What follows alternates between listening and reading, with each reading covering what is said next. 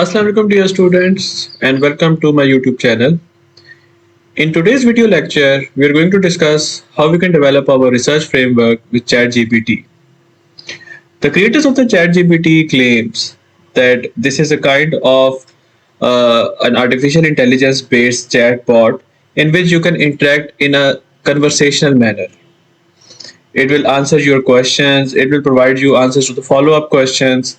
It will also admit its mistake and it may challenge some incorrect premises, or if you provide some inappropriate responses or requests, it may also reject them.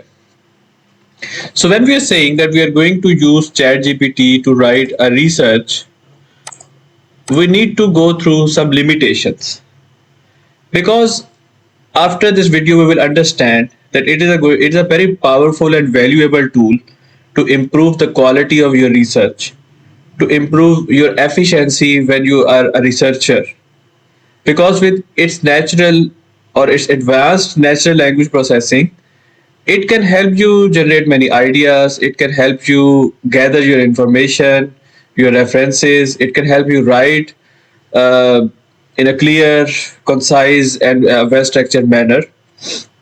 But you need to understand that ChatGPT just cannot read your mind. So you need to be very careful, you need to make some well structured questions when you are putting in some queries. More elaborated is your query, more detailed is your query, you can expect a better response. Secondly, ChatGPT cannot teach you research. You should be aware of the basics of the research.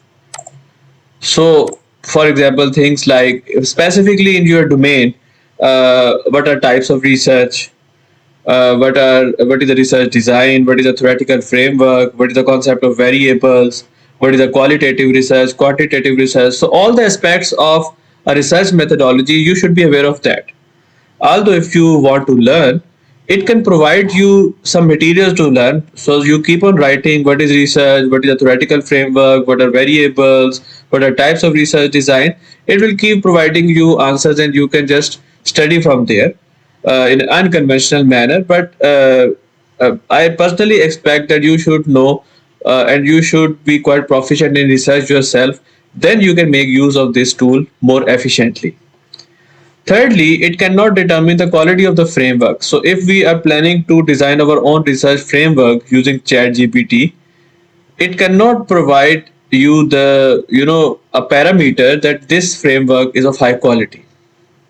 Fourth, you cannot expect ChatGPT to collect data on your behalf. So if it is a data-based, a primary or secondary data-based research, you have to collect data either through a survey if it's a primary research, or a questionnaire, interview, or from different sources if it's a secondary research.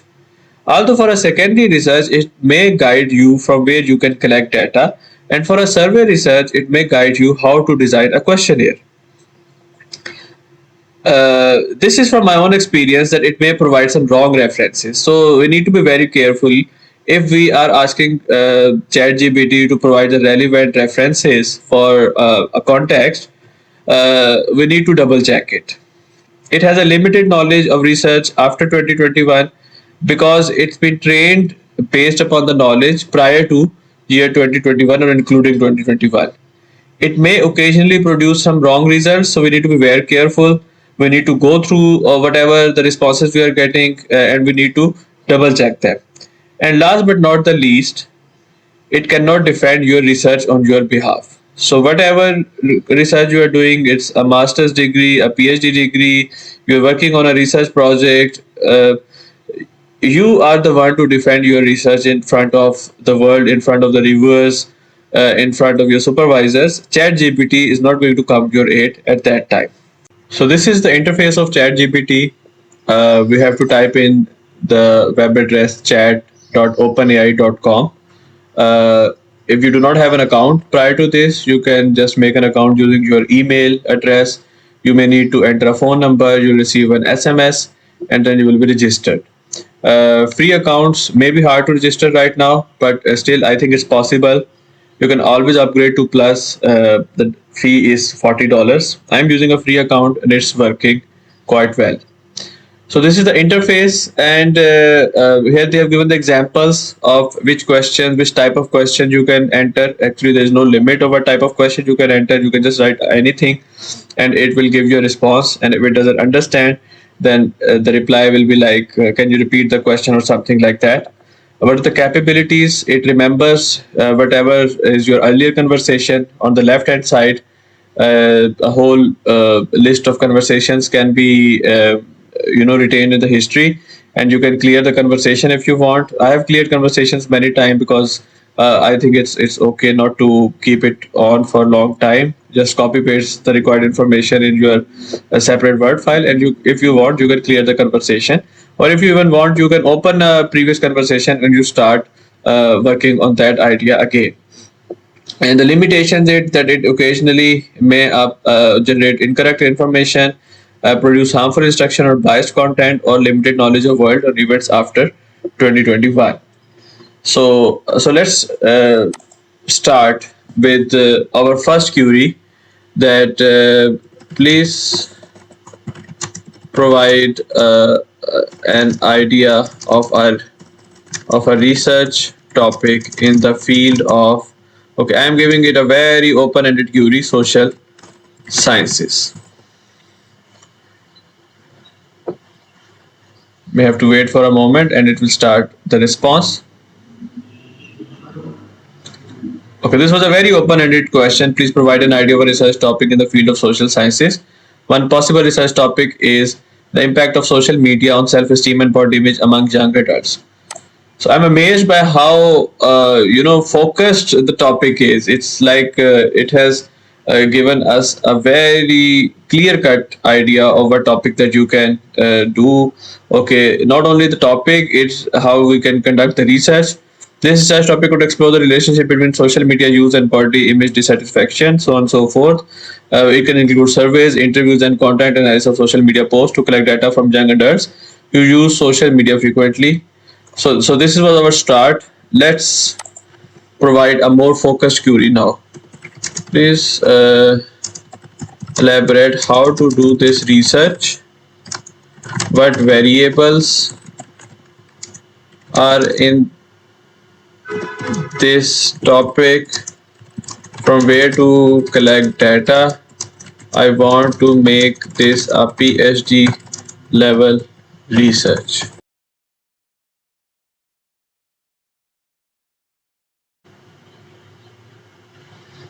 Wow, this is amazing. Now, when I have put in the query that please elaborate, and apologies for the spelling mistakes, but it's so intelligent that it can also correct those spelling mistakes. So great, conducting a PhD level research on the impact of social media on self-esteem and body image among young adults. We are sticking to that topic, although we could have said that provide us with a new topic. Every time you say provide us with a new topic, it will come up with a new topic. So I just stick with the first one. Here's an outline of the research process, formulate research question hypothesis, what is the relationship between social media use, and so it has also given us the research questions. How does social media affect self-esteem and mental health outcomes? Where do role? Identify the variables. So the variables are also provided. These are the IVs. These are the dependent variables. Choose a research design. Select a proper research design. A mixed method. So it has advised us to do a mixed method research. Collect data. Gather data from sample of young adults. Surveys, administer standardized surveys, interviews, content analysis, analyze data, and so on and so forth. So this is just a start. We started with a very open-ended question, a research topic. It has provided us with a research topic. Now let's be more focused that how can we step by step convert this research topic into a whole research. To that, first of all, I have to ask is, what is the significance of the research? Okay, what was my dependent variable? Here it is. Self-esteem of the research that you have advised me to conduct.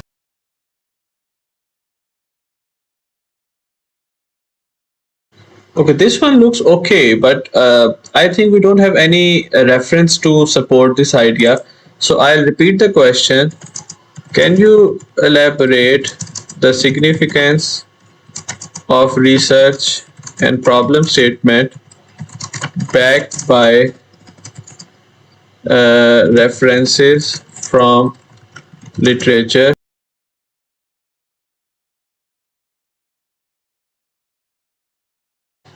So we have got our response. It has also provided with literature. The problem statement is here. Body dissatisfaction, low self-esteem are prevalent among young adults, and social media use has been identified as a potential contributor to these negative outcomes, so on and so forth. And this is a reference. There is a reference here. This is a kind of bit of literature review uh, that's related to relationship between social media use and body image dissatisfaction. And the key player is shaping body image. Again, references are quite latest, I think. And this is the list of the references. So it is very appropriate that we also start saving this information, the research that we are doing. Okay, let's consider it that we are writing a research paper, and we save this topic on a separate Word file, right? So that all of our information start making some sense. So we can ask ChatGPT that I'm writing a research paper on this topic.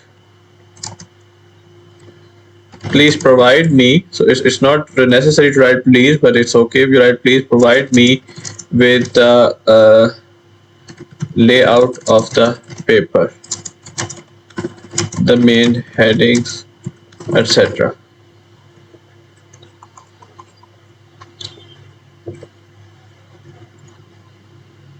So this is the layout that ChatGPT is advising me. I think it's good enough.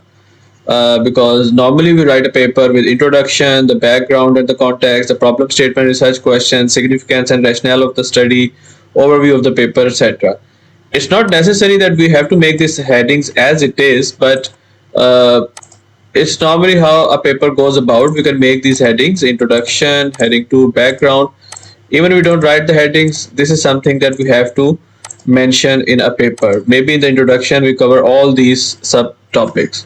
And then we have the literature review, the overview of the literature, the gaps are important, the relationship between the concept, the methodology is important, then we have results, then we have discussion, then we have conclusion, references, and so on so forth. So this overview can be used for a research paper, this overview can be used for thesis, etc. But at least we know what we need to do step by step. And as you have already seen that now we can ask ChatGPT to provide us with the text within these references, except for what we don't have the data right now, we can't make analysis. But let's see how we can ask ChatGPT to help us in many of these headings. But before that, remember I said that when we are working with ChatGPT, it is very important that we double check each reference. For example, this is our reference. The relationship between Instagram use and symptoms of orthorexia nervosa among young adults, cyber psychology. I just copy this reference. I go to Google Scholar, paste it over here, just press enter, and let's see if it's a real research paper. Because I doubt that ChatGPT do provide us the real research paper. So I think what I was fearing it's right, because ChatGPT's this reference is incorrect. And as you can see that it has also provided with me with the research journal name, and the title is given, the authors are given. It looks very real, but the fact is that it is not real. If I just start or just copy this author name, I paste it in Google Scholar and see if we find something. Okay, so we are in a bit of luck that not everything was wrong. There were some authors like Cohen and Newton John over here, and something like relating to Instagram, but exactly this reference is not available. So in the drawbacks that I mentioned earlier, or the limitation, this is something that you need to be very careful. One by one, check for the reference and see if it's available or not. We need to be very careful when we are asking ChatGPT for the literature review. Although I can ask ChatGPT for a lot of things. For instance, like I want to improve my framework and I'm saying, okay, can you Can you add some mediators and moderators in the model?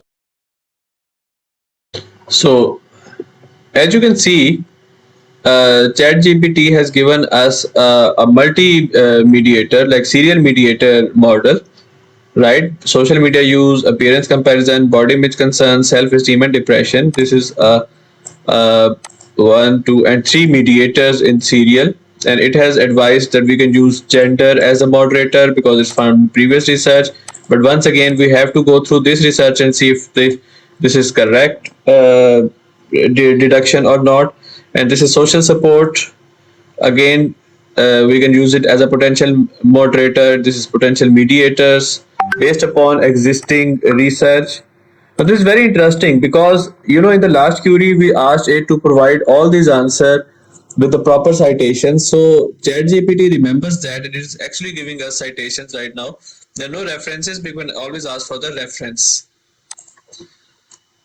What survey tools we can use to collect data? We want to do a quantitative. Once again, you can see that we have received some tools. Okay, I stopped generating it now. Some tools or some survey instruments from the previous research. You can always search for these tools on Google Scholar. Okay, let's see if we can find it. This is a separate domain, but as you know, we are looking for our survey instruments and we have asked ChatGPT for that. So it's always good if we see this reply is correct or not. So this look legit. This is the paper. There are some questions within it. We can always use these questions. We can always see how much this cited by 272 researchers. So it seems like a good response. And we have for appearance comparison, for body image concerns, we have for self-esteem. This is a quite a famous tool that has been used widely in previous literature. For depression we can have. So as you can see that we have also got some advices regarding survey tools from ChatGPT, and it's gonna really help us. It's going to ease our research. You can always ask for potential moderators, mediators. We can also put a query like this that what theory we can use to justify the theoretical frame. So these are few theories that we have got in response: the social comparison theory, the objectification theory, the gratification theory, and so on and so forth.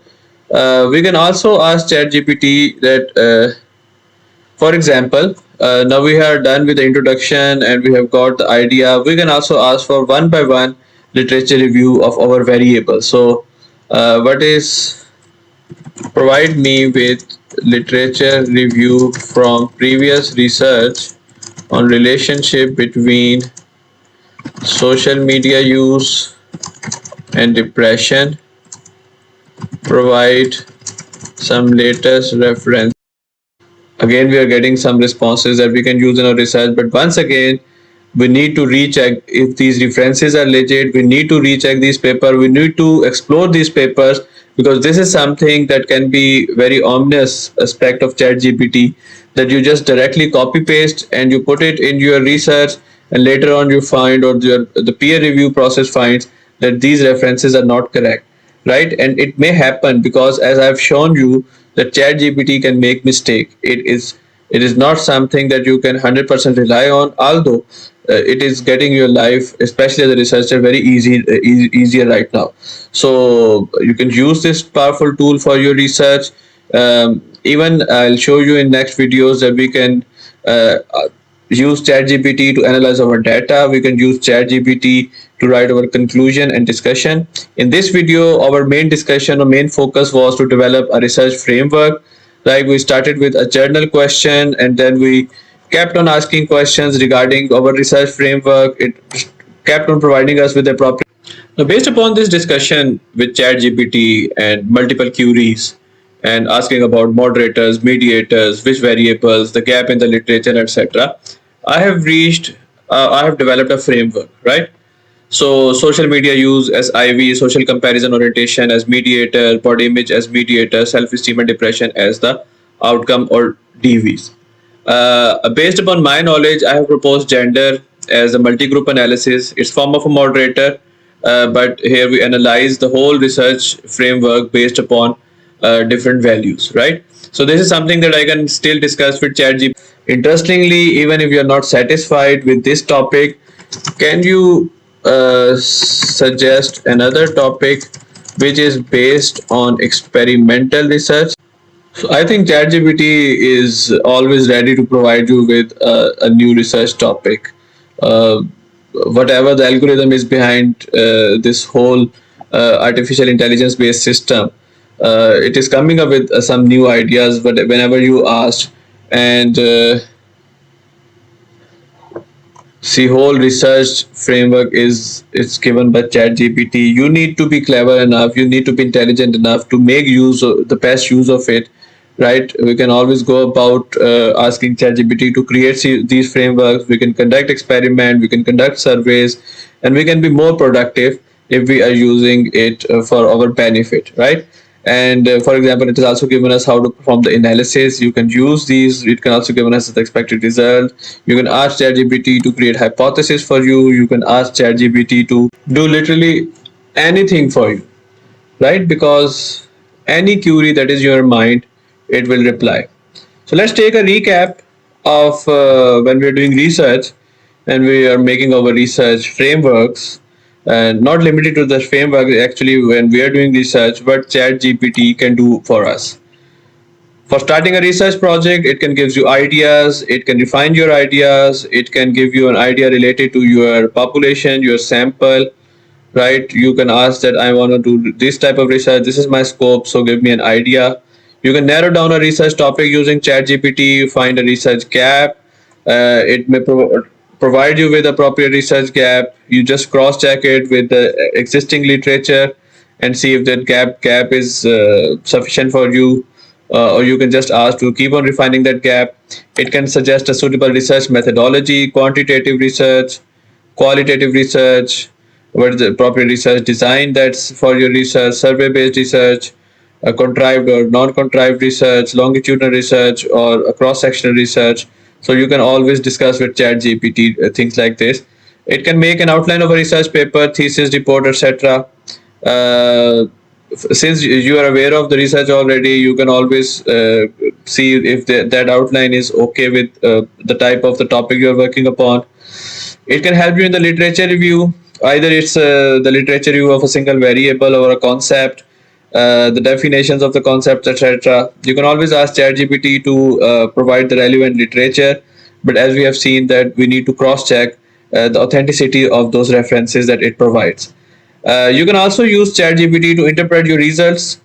Okay, for example, you just if you have a result in a regression result from some software, you can copy paste the table. It will provide you with the interpretation of that results. If you have a qualitative data, you can put it that qualitative data within ChatGPT. It will analyze it for you, provide some themes, a thematic analysis, or the content analysis from that particular text that you have provided it.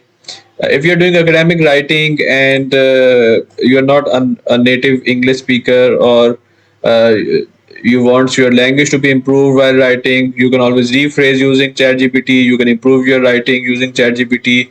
You can paraphrase. You can remove plagiarism using ChatGPT. And last but not the least, that I have repeated already many times, that any query that is in your mind, you can discuss with ChatGPT. This is your chat. This is your research assistant.